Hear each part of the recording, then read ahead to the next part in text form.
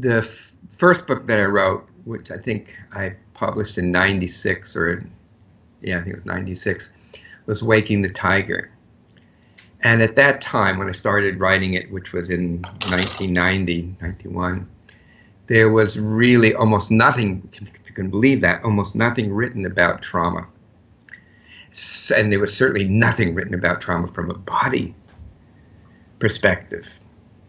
But really, there was Judith Herman had her book, and then Bessel van der Kolk had a book of chapters that people wrote, but more about the neuroscience. But that was it. There were no other books on trauma. So, and also, I was in a very fortunate situation in that the definition of PTSD as an incurable brain disease, that wasn't going to happen until when I started the work in 1967 and 1969, 79. So it's 12, 13 years before the definition would even come on board. So I had the disadvantage and the advantage of being able to chart my own course. In particular, when the diagnosis first came out, it really was considered to be a incurable brain disorder, a brain disease. And so I fortunately didn't have that information. And what I was discovering was it was not an incurable disorder. Indeed, it wasn't a disorder, but it was a stress response syndrome, a kind of injury affecting psyche and soul and psyche and body. So, and then I thought, well, I really should write about this. And also about how I see trauma from my perspective. And interesting, when I could not get the book published when I first tried. And one of the publishing companies said, well, we published a book about stress a year ago. So we don't think that will be useful. Well, finally, the book was given, the manuscript was given to Richard Grossinger, who was the president of North Atlantic, and it's really probably one of the most progressive publishing companies, especially in the area of healing and alternative, but healing in general. And he read the manuscript, a friend gave it to him, and he said, look, there's a problem. It doesn't have enough jargon to direct to psychologist audiences, and it's too nuanced to be useful for people who are lay people. So you can make up your mind which one you want. And I said, no, I really thought about this, and this is. I finished writing the book, and I want to write it to be accessible to therapists and to lay people, and especially to people who were suffering from trauma, because again, almost nothing was known in those early periods. So that was how Waking the Tiger got published, and and amazingly, in the 2 years, it became a #1 best-selling book. And surprisingly, I guess, it still sells very, very well.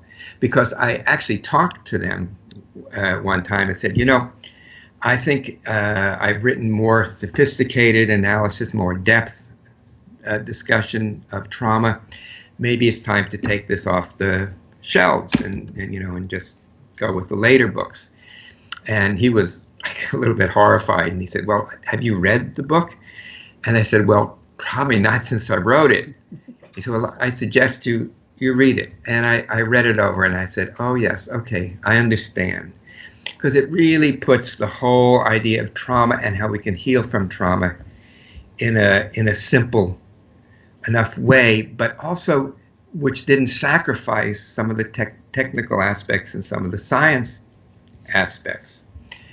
And then I was asked by Sounds True if I'd be willing to do something to be like kind of like a guide for people who have been traumatized.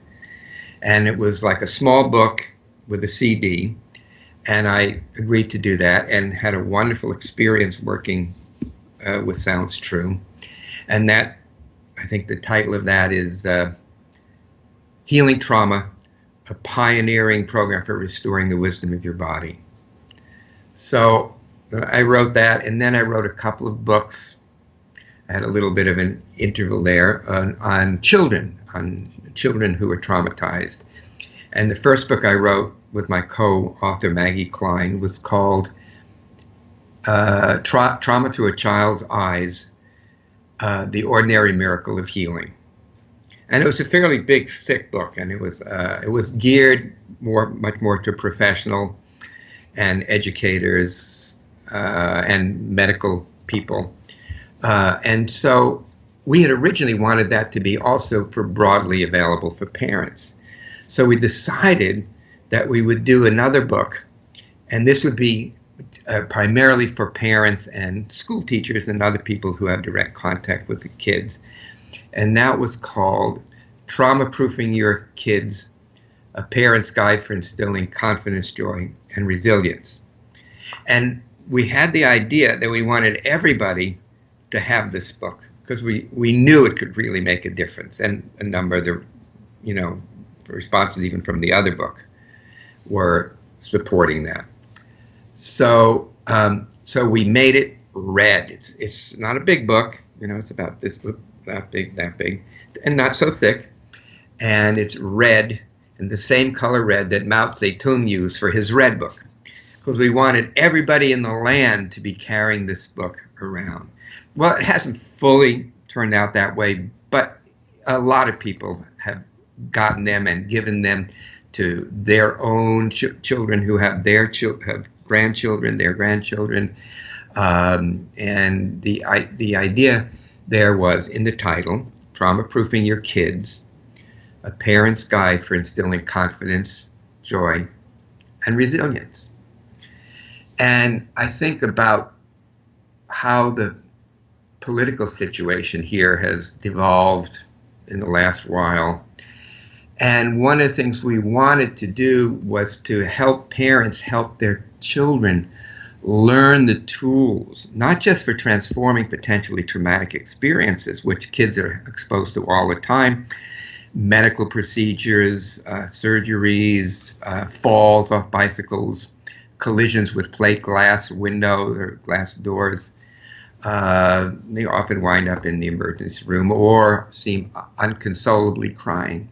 So it was to help parents deal with these kind of incidents, these potentially traumatic incidents, so that the children not only would not be traumatized, but they would be developing greater confidence and resilience and joy that they would carry throughout their whole lives. And again, that was the idea of having it as a red book. Here, give it to you before Mao Zedong put you in the gulags.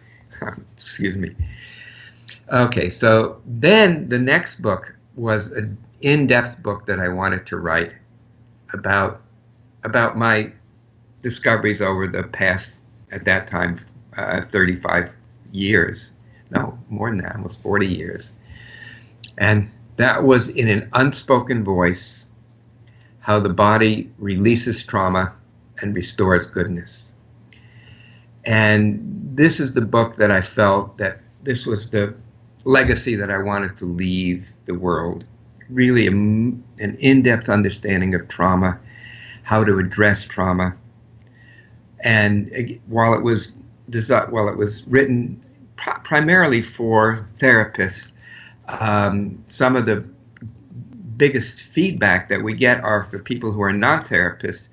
It said, oh my God, this really helps me understand what I've been experiencing and that I'm not crazy. And so it sort of did what Waking the Tiger did, but in an even deeper level and in a deeper way. And the last chapter in that book was titled Spirituality and Trauma. And it started to talk, again, it's only one chapter, about the intrinsic and welded unity between transforming trauma and portals to spiritual experience. So it went from the physiology, the ethology, the animal research and the observation of wild animals in their natural environments, the neuroscience, and really put them together in what I then felt was, okay, I've completed my work in terms of writing. Of course, that did not last for long. I kind of think of myself a little bit about, when a woman gives birth and there's all of this pain, and then, of course, the baby is born and there's this unbelievable love.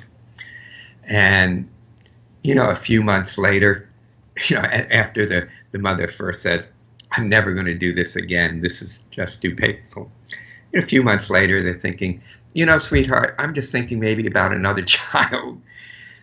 And so as difficult as it was to birth these books, because it takes a lot of work to write a book. It really, really does.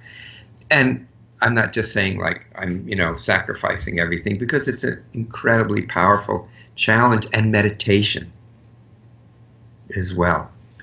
So, okay, so after I did that, then I was doing a lot of work with chronic pain, with people with chronic pain, and there was a lot of overlap again between trauma and between different pain conditions. So I wrote another book with a colleague, and also named Maggie, but another Maggie Phillips, and that was called Freedom from Pain. And this was a guide about how to overcome chronic pain, chronic physical pain, which is very closely related to emotional pain. So then I thought, okay, that's it. That's enough. And I was giving some lectures, and some people were asking about traumatic memories and how I saw traumatic memory. And I realized, oh my God, that's the part that really has not been adequately covered, not just by me, but by anybody, because there's such misunderstanding of memory, of traumatic memory, and what it means, and how to work with it. I mean, confusion, not just among lay people, but among therapists as well. And that's when I decided to write my last, I hesitate to say final book. No, it's probably not my final book. But the book that we talked rather quite a bit in the interview on trauma and memory. So the title of that one is Trauma and Memory, Brain and Body in the Search for the Living Past. So how our body holds these deep memories, but they're not cognitive memories. They're not conscious memories. They're deeply, deeply sensorial memories that can only be addressed by working with body sensations. You can't get at it emotionally. You certainly can't get at it cognitively. They're very, very deep. And then the last chapter of that book was titled Generational Trauma, How Far in Time and Space, about how these patterns become repeated from generation to generation. And I think in many ways it's shorter than any of my other books, but I think in many ways it's my best book. I think it's really clear about the science and the application to therapy and helping individuals who are suffering from trauma to have a more healing relationship with their memories, so that they can not only put these memories to rest, but be enhanced by them, to be strengthened by them. So now that I said that, I thought that was maybe my last book. It was my previous book, but probably not my last book. There's two subjects that I really want to go into depth with. And one is this important relationship between spirituality and trauma. And so I'm writing a book with a colleague of mine in Denmark, Copenhagen, Denmark. And I think it's called Trauma and Spirituality, Resilience and the Human Spirit. And we've just started on that. And then another final book is one on adolescent sexuality for adolescents and for their parents, because kids are become so traumatized around the areas of sexuality and intimacy, especially younger kids. And so I wanted to try to shed a little bit of light on that. And after that, then I'm going to take a rest.